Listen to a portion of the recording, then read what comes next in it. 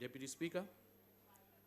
We find it difficult to understand how the Department of International Relations and Cooperation managed to operate efficiently and optimally without this bill in place, particularly when there were conflicts between the provisions of the Public Service Act of 1994 with any other legislation.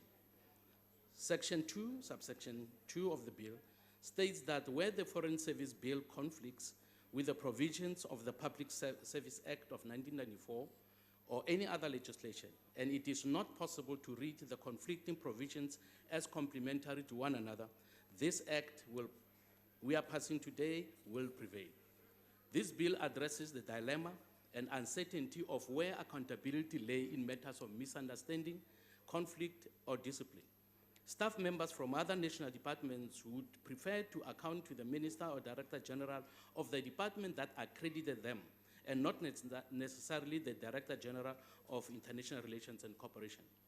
The ACDP is satisfied that the Foreign Service Bill sets the record straight by clearly stating in Section 3 of this bill that the Foreign Service is managed and administered by the Department of International Relations and Cooperation. The other difficulty that this department faced related to immovable assets, as they were all under the custodianship of the Department of Public Works.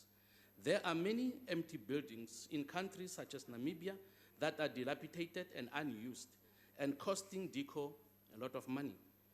DICO could not dispose of them as it was not within their mandate to do so.